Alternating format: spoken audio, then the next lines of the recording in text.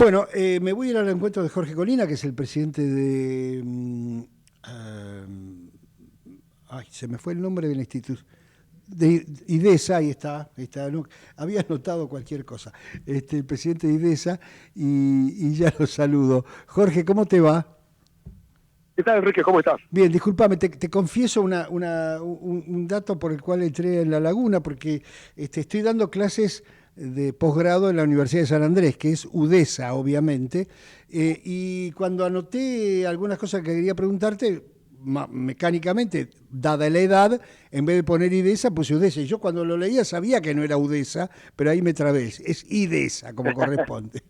Jorge, quería repasar con vos, habíamos hablado casi al principio de este año, bueno, al principio de este ciclo, mejor dicho, que habrá sido, no sé, marzo, por ahí, abril.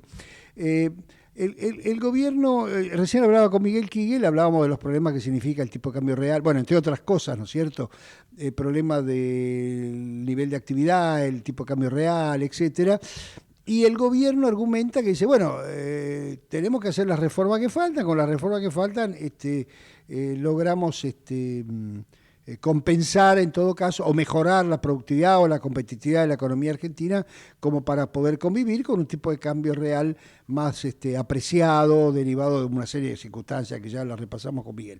Ahora, lo cierto es que llevamos un año y medio largos de gobierno, o no tan largos, pero bueno, un año y medio, y las reformas, reformas, a mi entender, por eso te llamo para que me corrijas o me ilumines, todavía están pendientes, es decir, vamos a ponerlo así. Es cierto que hay cosas que pasan por el Congreso, es cierto que hay cosas que están paradas en la justicia, es cierto que hay cosas que ni siquiera se han propuesto, pero bueno, sea por la justicia, sea por el Congreso, sea por el Ejecutivo, o sea por los gobernadores, o por quien vos quieras, las cosas que son gruesas de la reforma, sin menospreciar o sin subestimar el gran trabajo de Sturzenegger en la desregulación, etcétera, me da la impresión que todavía están en la lista, no sé la tuya.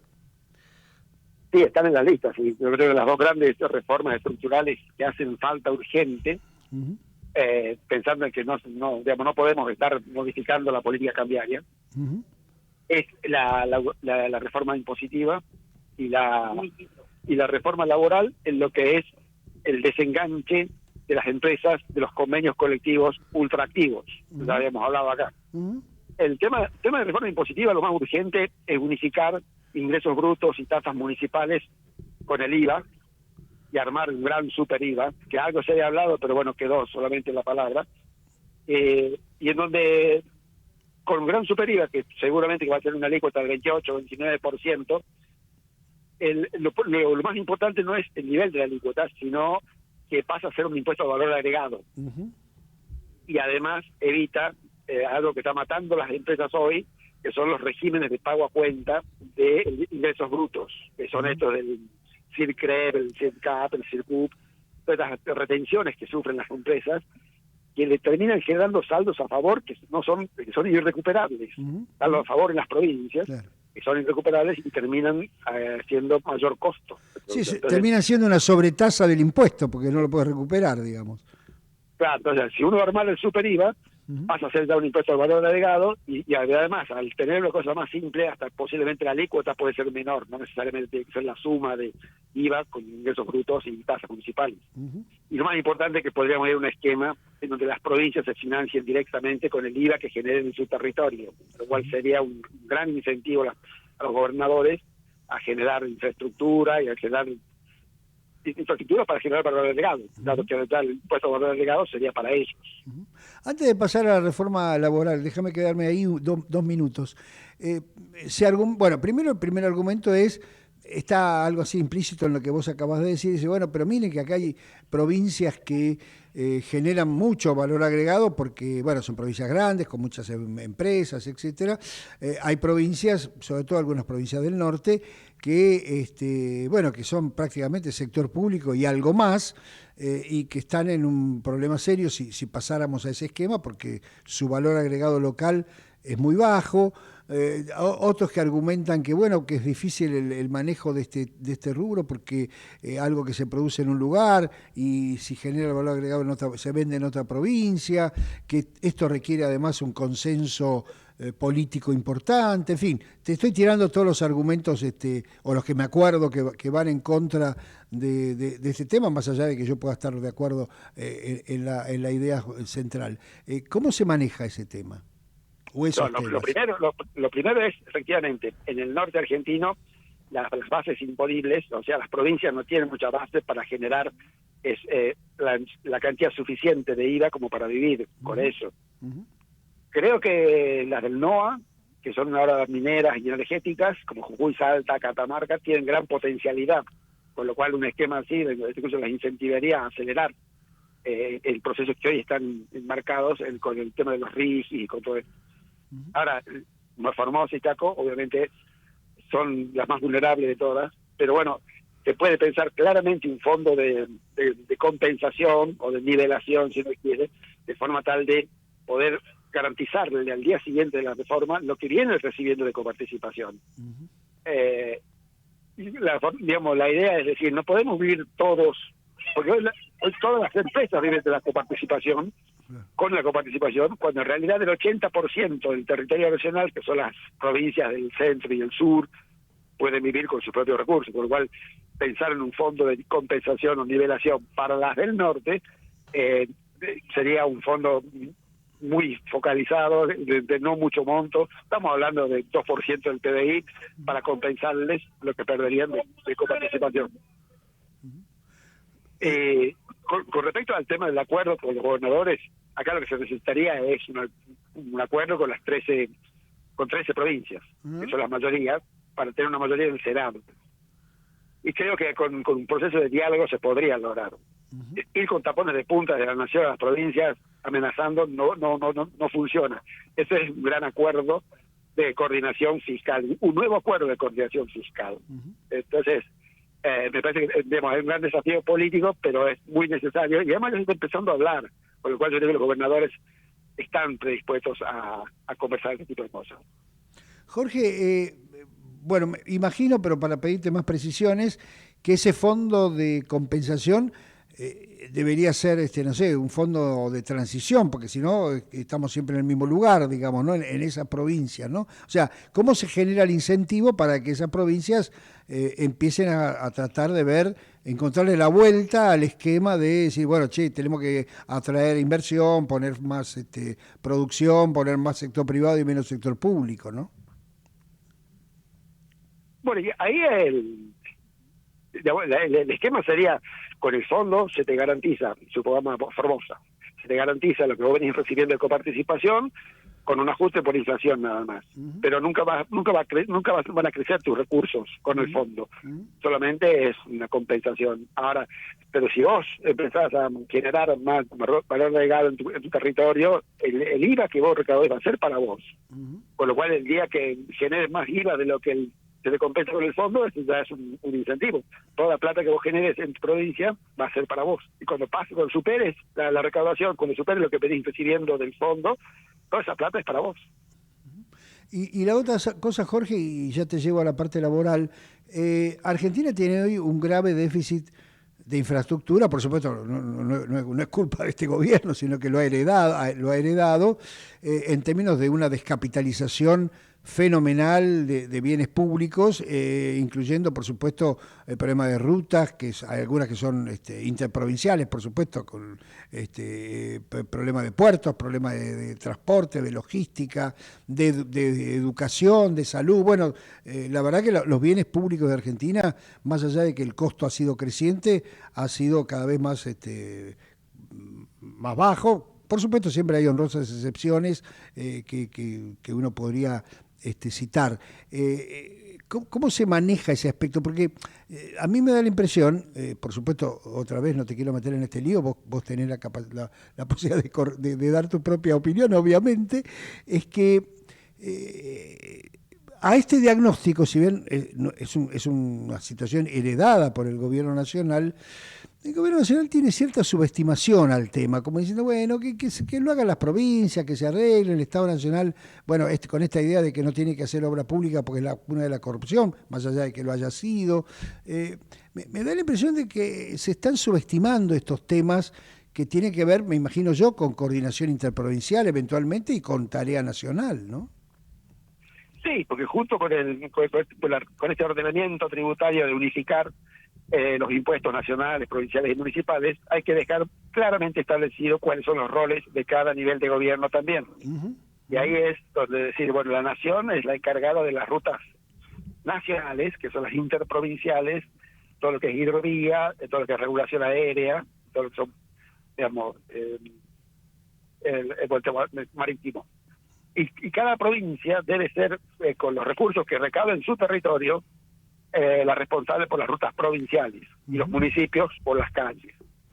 Yo creo que el presidente Milei dio un buen paso adelante diciendo no hay más fondos discrecionales, que era esta como mala costumbre que tenían las provincias y los intendentes de venir a Buenos Aires a buscar plata para arreglar una ruta provincial o para arreglar alguna calle, un bacheo, ese tipo de cosas. Ahí es donde el presidente Milei acertadamente dijo, bueno, no hay más esto. Si vamos hacia un ordenamiento tributario también, se reforzaría el no va más esto, y entonces cada nivel de gobierno vive con los impuestos que se generan en su territorio, y cada nivel de gobierno es el responsable de la obra pública para el desarrollo de infraestructura de su territorio. Clarísimo. Bueno, ahora sí te llevo a la parte laboral. El gobierno arrancó con el famoso decreto 70, si no me acuerdo mal el número, y después con algún pedacito de la ley de bases, con cierta idea, con ciertos aspectos de la reforma laboral, en donde aparecían los temas de los sindicatos, el aporte obligatorio, bueno, apareció el tema del trabajo a prueba, etcétera, pero está siempre pendiente, vos lo mencionaste al principio, el hecho de poder descentralizar la negociación laboral para que las empresas más pequeñas o medianas o en otras regiones puedan hacer puedan negociar por su cuenta y no tener que depender del convenio nacional. Eso no se tocó, ¿no? No se tocó. Lo que, en definitiva, el decreto 70 lo que hizo es una regularización de las leyes laborales, en el sentido fundamentalmente de decir, ya no hay más multiplicación por despido. Cuando te despidan, te aplica la fórmula que dijo Perón, que es un salario por año de antigüedad y nada más, no se multiplica más. Ese es el gran logro que tuvo el gobierno, extendió también el periodo de prueba, pero no hubo un gran cambio. Luego quiso ir contra los aportes sindicales, y ahí es donde la CGT le puso un amparo, y está en amparo eso. Pero la verdad que el camino, incluso el camino para ir por los aportes sindicales, es darle a las empresas la facultad, si quieren, de negociar con sus trabajadores sus propios convenios colectivos. Se llama el desenganche del convenio colectivo superior. Entonces, bueno, el que no quiera negociar un convenio propio, sigue aplicando el convenio de su sector, que son convenios que están firmados en el año 75 y otros en la década del 80. Y nunca más se vuelven a renegociar. Lo que hoy hay mucho es paritaria. Claro. Paritaria es simplemente la actualización de los salarios, pero no hay negociación de convenio. Hoy seguimos, digamos, el convenio de la UOM sigue teniendo definido 1.500 posiciones de trabajo que fueron definidas ya en el año 1975, cuando ni siquiera había computadora PC en los lugares de trabajo. Claro. Bueno, hay el ejemplo claro de decir, bueno, tenemos que competir contra la poderosa industria metalúrgica de Brasil y China, pero con convenios colectivos del año 75 es imposible. Claro. Es el mejor ejemplo de que para mejorar la competitividad real sin tocar dólar, se necesita darle a la empresa la libertad de que negocie su propio acuerdo con sus trabajadores. Jorge, bueno, vos lo dijiste al pasar, pero a mí personalmente me preocupa, vos podrás decirme que estoy mal preocupado, no sé cómo se dirá eso, que muchas de las cosas que tienen que ver con la reforma, bueno, en este caso laboral, han sido frenadas en la justicia del trabajo. Tanto el tema que vos mencionabas, como leí, bueno, estos días, no sé si fue ayer o la semana pasada, que también se frenó el decreto que marcaba límites al derecho de huelga por temas de bienes públicos o la emergencia o lo que fuere. O sea, la justicia laboral, y a mí me consta que vos has tenido un serio trabajo de, por lo menos, de conversar con la justicia, no con la justicia, sino con los jueces de la justicia laboral, parece ser que están en otra sintonía y que, bueno, cuando uno llega a la justicia, finalmente, si la justicia le va a poner una traba, un amparo o como se llame, a cada cosa que uno pretenda reformar, estamos en problemas, ¿no? Sí, lo que sí es que los que ponen las trabas son los juzgados ordinarios, o sea, los de primer nivel. Ajá. Son muchísimos jueces, siempre alguien encuentra algún juez afín que pone la traba, que puede ser un amparo, realmente. Lo que tiene que hacer el gobierno, si tiene voluntad de cambio, es seguir activamente que ese amparo siga hacia niveles superiores, hacia las cámaras, hacia el segundo nivel e incluso hasta la Corte Suprema. Y el Poder Ejecutivo tiene que dialogar con la justicia en sus máximos niveles, cámaras, Corte Suprema, para decirles que tenemos que avanzar, tenemos que modernizar esto y no podemos seguir aplicando criterios viejos. Estamos ya en nuevos desafíos, un nuevo mundo, se necesita una nueva doctrina. No hay que cambiar íntegramente de un día para el otro, pero sí hay que empezar a cambiar, y yo creo que eso es... Así como me parece que al Poder Ejecutivo le falta diálogo con los gobernadores, también le falta diálogo con las autoridades superiores de la justicia. Y es la forma de hacer política pública de verdad, o sea, con diálogo con los actores más relevantes, y no tanto yendo con los tapones de punta. Claro. El último tema que quería tocar, o el anteúltimo me parece, o último, no sé, depende cómo nos dé el tiempo, tiene que ver con la particular condición del mercado de trabajo argentino, en donde en el sector privado al menos hay un porcentaje de informalidad enorme, digamos, ¿no? De trabajadores que no solamente que no hacen los aportes o que no le hacen los aportes o que no están bajo los marcos legales, con todos los efectos que tiene sobre la previsión social y sobre su propia vida, sino que trabajadores, voy a otra vez generalizar y posiblemente cometiendo algún error, de relativamente baja productividad, ¿no? Es decir, cuando yo miré un poco las experiencias de crecimiento, bueno, las más obvias de los tigres asiáticos o de la propia China, y vos lo que ves ahí es que hubo una gran mudanza, si se permite el término, de trabajadores del sector, en ese caso era el sector rural o el sector de subsistencia, al sector productivo, formal. Entonces hubo un boom de productividad derivado que alguien que estaba en su casa, voy a exagerarlo, total, los chinos no me escuchan, plantando arroz y comiendo arroz y de subsistencia, de pronto se muda a la ciudad, se encuentra con un stock de capital espectacular que fue generado por la inversión extranjera primero y después por la propia inversión pública, y de pronto se convierte en un trabajador productivo, digamos, independientemente si paga los aportes o no paga los aportes, digamos, ¿no? Yo creo que ahí también hay un problema serio del mercado de trabajo argentino. No sé qué opinas vos. Sí, pero también es porque tenemos un problema cultural. Nosotros creemos que la gran empresa, que es la de alta productividad, que es donde tienen que entrar masivamente los trabajadores para que la Argentina tenga mayor productividad. Nosotros creemos que la gran empresa es una cosa mala. Claro. Y entonces le ponemos un montón de malas regulaciones, todo el tiempo con penalizaciones, incluso la doctrina laboral castiga mucho a las grandes empresas, las cuales entonces se vuelven capital intensiva. Claro. Y emplean poca gente. Y después pero somos muy condescendientes con las pequeñas empresas, como son chiquititas, como son pobrecitas, y bueno, a esas muchas veces hacemos la vista gorda con todas estas regulaciones que se aplican a las grandes empresas. Y bueno, la pequeña empresa termina subsistiendo en la informalidad, y los trabajadores que no pudieron entrar a la gran empresa se terminan insertando en las empresas pequeñas informales. Por eso es que la economía argentina no puede elevar su productividad de manera sistémica, así como lo hicieron los países asiáticos. Claro, lo que pasa es que esas empresas pequeñas necesitan, digamos, si uno quiere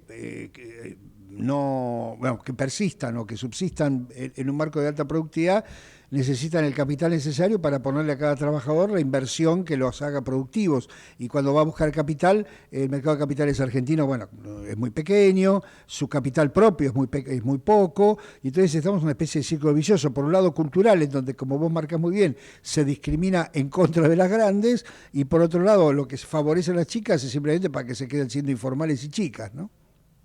Claro, en definitiva terminamos generando la sobrevivencia de pequeñas empresas en la informalidad, y ahí es donde se incorpora la gente a trabajar cuando en realidad deberíamos hacer al revés. Es decir, tratar de atraer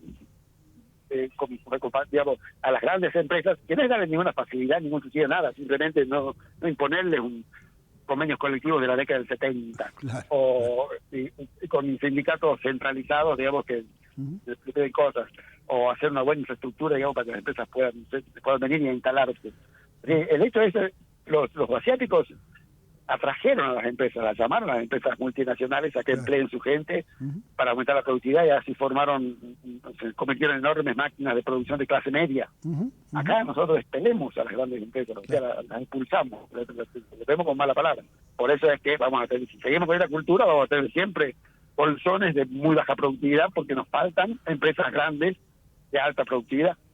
Clarísimo. Te hago la última, tengo 2 minutos nada más, pero no podía dejar de preguntarte. Está en el Congreso esta ley de, no sé si, ni siquiera es una reforma, una ley de aumentar jubilaciones, para ponerlo fácil, que el presidente amenazó con vetar, pero que bueno, que ahora no es tan fácil conseguir el tercio necesario para ratificar un eventual veto. ¿Qué opinión tienes de eso? Digamos, esa ley lo que hace es decir, bueno, volvamos a las moratorias. De nuevo, ¿no? Ya hablamos acá varias veces. Sí. Las moratorias se justifican porque hay mínimo de 30 años de aporte para jubilarse. Claro. Lo que hay que hacer es un solo artículo: eliminar los 30 años de aporte como mínimo. Claro. Que la gente se jubile con los años que tenga. Si no llegara a tener el nivel mínimo, que es la prestación universal para el adulto mayor, se lleva la prestación universal para el adulto mayor, la PUAM. Pero si su jubilación con 15 años de aporte le da por encima de la PUAM, se debería llevar el monto que le corresponde. Clarísimo. Jorge, ha sido como siempre muy amable en atendernos, ha sido como siempre muy... he aprendido mucho como siempre que hablo con vos, así que te mando un fuerte abrazo y gracias. A ustedes, muchas gracias. Chao. Jorge Colina, el presidente de IDESA, así que